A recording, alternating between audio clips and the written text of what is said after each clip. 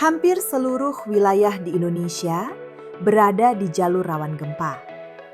Karena itu, ada baiknya bagi masyarakat di Indonesia yang berada di wilayah Kabupaten Bantul memahami untuk membuat bangunan dengan konstruksi tahan gempa. Rumah tahan gempa menjadi salah satu langkah mitigasi akibat bencana gempa bumi. Konsep rumah tersebut sudah seharusnya gencar diterapkan di Indonesia, mengingat negara kepulauan ini berada di zona tektonik aktif. Pada dasarnya, gempa tidak secara langsung mengakibatkan nyawa manusia melayang. Jatuhnya korban disebabkan karena tertimpa reruntuhan rumah ataupun bangunan, hal yang jelas disebabkan oleh kelalaian manusia itu sendiri. Kelalaian yang dimaksud adalah tidak mengindahkan standar lokasi, desain, dan pembangunan rumah yang ideal. Contohnya memaksakan membangun rumah di lokasi rawan longsor, seperti lereng ataupun patahan. Kemudian membangun atau mendesain rumah tanpa perencanaan atau tidak sesuai standar, baik dalam hal pemilihan material maupun pembuatan konstruksi. Perihal seluk-beluk rumah tahan gempa, Departemen Pekerjaan Umum sejatinya sudah membuat pedomannya. Dalam pedoman tersebut, tercantum sejumlah prinsip dasar bangunan tahan gempa. Di antaranya yaitu, rumah tahan gempa adalah hunian yang bila terkena gempa bumi lemah, bangunan tidak mengalami kerusakan sama sekali. Adapun bila terkena gempa bumi dengan kekuatan sedang, bangunan hanya mengalami kerusakan pada elemen non-struktural. Sementara bila terkena gempa dengan kekuatan besar, bangunan mengalami kerusakan tetapi tidak boleh runtuh. Dan pada video kali ini, saya akan membagikan desain rumah satu lantai dengan tipe 36 yang memenuhi persyaratan pokok tahan gempa. Video ini bertujuan untuk mewujudkan rumah tinggal yang lebih aman terhadap dampak kerusakan yang diakibatkan oleh bencana gempa bumi. Namun perlu diingat, desain rumah tahan gempa yang akan saya bagikan bukan berarti rumah yang jika terjadinya gempa tidak akan ada kerusakan ataupun roboh sama sekali. Namun, yang dimaksud dengan rumah tahan gempa yang akan saya bagikan adalah rumah yang relatif dapat bertahan dari guncangan gempa. Atau bisa dikatakan dapat memberikan kesempatan kepada penghuninya untuk menyelamatkan diri sebelum bangunan runtuh. Hal pertama yang perlu kita bahas adalah pondasi. Dan pondasi yang umum digunakan untuk rumah satu lantai adalah pondasi batu kali. Alangkah baiknya bila tanah dasar pondasi merupakan tanah kering, padat, dan merata kekerasannya.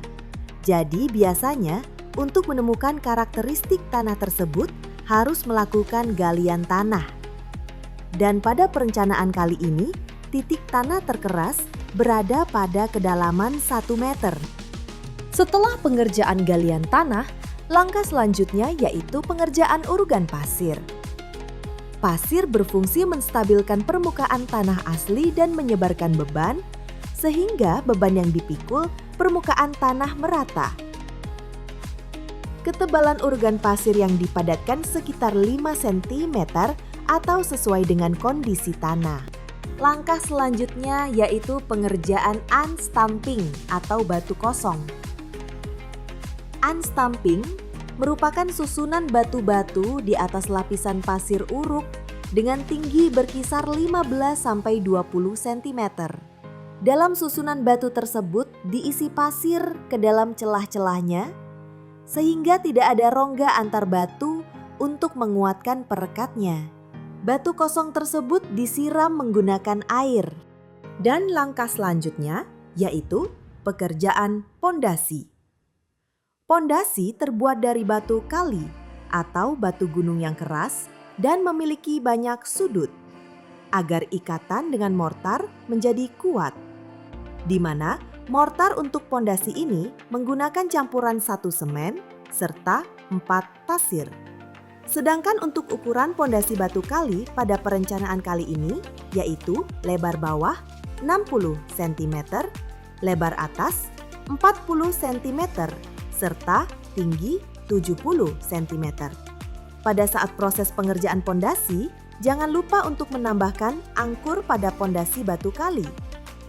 Fungsi dari angkur ini adalah sebagai pengikat antara pondasi dan juga sloof. Angkur tersebut menggunakan besi 10 yang dipasang dengan jarak 1 meter. Lanjut kita ke pembersihan sloof. Sloof ini menggunakan besi tulangan utama berdiameter 10 mm. Sedangkan untuk besi begalnya berdiameter 8 mm. Di mana begal tersebut dipasangkan dengan jarak 15 cm. Bentuk dari begal diusahakan seperti pada gambar, di mana pada kedua ujungnya ditekuk 135 derajat. Dan untuk panjang tekukannya yaitu 6D atau 6 kali diameter besi. Jadi jika begalnya menggunakan besi 8 mm, maka panjang tekukannya yaitu 48 mm atau sekitar 5 cm. Masih dalam pembersihan sloof, sambungan pada sloof juga harus diperhatikan. Setiap sambungan besi antara sloof harus ada pengikatnya. Pada hubungan antar sloof, tulangan sloof diteruskan dan dibengkokkan ke dalam masing-masing sloof dengan panjang lewatan minimal 40D atau 40 kali diameter tulangan. Jadi jika menggunakan besi 10, maka panjangnya lebar yaitu 40 cm. Selain itu, pada ujung besi sloof akan lebih baik lagi jika dibuatkan bengkokan. Sebelum proses pengecoran sloof, besi kolom harus sudah dipasang. Dan sama seperti sambungan antara sloof, sambungan antara kolom dan sloof juga harus ada lewatan. Untuk panjang lebarnya sama, yaitu minimal 40D atau 40 kali diameter tulangan. Jadi jika menggunakan besi 10, maka panjangnya lebar yaitu 40 cm. Dan jangan lupa pada bagian ujungnya juga harus ada bengkokan. Untuk detail kolomnya, menggunakan besi tulangan utama berdiameter 10, sedangkan untuk besi begalnya berdiameter 8 mm. Di mana begal tersebut dipasangkan dengan jarak 15 cm. Dan perlu diingat, pada kedua ujung begalnya harus ditekuk 135 derajat. Jika sudah jadi, nantinya kolom ini jika dicor akan menjadi kolom yang berukuran 20 dikali 20 cm. Lanjut kita ke pengerjaan pengecoran sloof. Standar ukuran sloof rumah satu lantai yaitu 15 dikali 20 cm. Di mana tebal selimut beton dari sisi terluar yaitu sekitar 15 sampai 25 mm. Lanjut kita ke pekerjaan dinding. Dinding berfungsi sebagai pembatas dan tidak menopang beban. Dinding terbuat dari pasangan batu bata yang direkatkan oleh spesi atau siar dengan perbandingan campuran 1 semen dan 4 pasir. Luas dinding maksimal adalah 9 meter persegi, sehingga jarak paling jauh antara kolom adalah 3 meter. Antara kolom dan dinding dihubungkan dengan pemberian angkur setiap 6 lapis bata pemberian. Angkur tersebut agar ikatan antara kolom dan dinding jauh lebih kuat, serta meminimalisir terjadinya retakan pada dinding. Penggunaan angkur tersebut menggunakan besi dengan diameter 10 mm dengan panjang minimal 40 cm. Sedangkan untuk tebal siar pasangan batu bata yaitu 15 mm. Pengecoran kolom biasanya bersamaan dengan pemasangan bata, di mana pengecoran kolom dilakukan setiap ketinggian 1 meter. Pengecoran kolom harus benar-benar terisi. Biasanya pemadatan beton dilakukan dengan memukul-mukul bekisting atau menggunakan vibrator dan campuran beton dirojok menggunakan besi atau bambu. Lanjut kita ke pekerjaan balok keliling atau ring balok. Definisi ring balok adalah struktur bangunan berbentuk balok yang terletak pada bangunan teratas dinding. Fungsi utama ring balok adalah sebagai pengikat pasangan susunan tembok sekaligus meratakan beban dari struktur yang berada di atasnya. Ring balok juga disebut dengan kerangka utama yang menjadi pengikat atau pengokoh tembok sekaligus penopang struktur di atasnya dan menyalurkan tekanannya ke struktur lain yang ada di bawahnya. Saat bekerja, ring balok disokong oleh kolom-kolom dalam bangunan untuk meneruskan bobot tekanan hingga ke pondasi. Ring balok ini juga menggunakan besi tulangan utama berdiameter 10 mm. Sedangkan untuk besi begalnya berdiameter 8 mm, di mana begal tersebut dipasangkan dengan jarak 15 cm yang kemudian besi ini dicor hingga menjadi balok yang berukuran 15 dikali 20 cm. Pada umumnya, rumah tahan gempa harus menggunakan bahan bangunan yang memiliki beban ringan, khususnya untuk konstruksi atap sebagai penutup bangunan bagian atas. Karena bangunan dengan material yang lebih berat akan menimbulkan resiko runtuh yang lebih besar saat terjadinya gempa.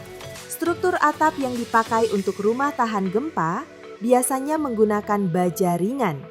Baja ringan merupakan material konstruksi yang kini semakin diminati karena keringanan dan ketahanannya. Baja ringan digunakan sebagai material pengganti baja konvensional dan kayu karena lebih efisien, murah, dan anti rayap. Baja ringan memiliki bobot yang jauh lebih ringan dibandingkan struktur atap lainnya.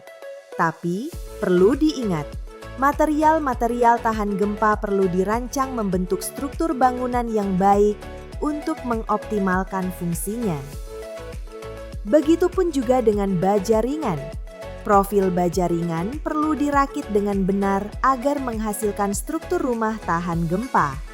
Untuk penutup atapnya, Anda bisa menggunakan genteng paris tanah liat yang biasanya digunakan masyarakat Kabupaten Bantul dalam pembangunan rumah hunian. Dan langkah terakhir untuk menambah kekuatan dinding adalah penambahan plester dengan campuran 1 semen dan 4 pasir dengan ketebalan 2 cm. Nah, itulah desain rumah standar satu lantai yang tahan terhadap gempa. Semoga desain rumah ini bisa memberi Anda sedikit informasi. Dan perlu diingat, desain rumah tahan gempa yang telah saya bagikan bukan berarti rumah yang jika terjadinya gempa tidak akan ada kerusakan ataupun roboh sama sekali. Namun, yang dimaksud adalah rumah yang relatif dapat bertahan dari guncangan gempa. Atau paling tidak memberikan kesempatan kepada penghuninya untuk menyelamatkan diri sebelum bangunan runtuh. Sekian desain rumah kali ini. Terima kasih sudah menyaksikan dan sampai jumpa di lain kesempatan.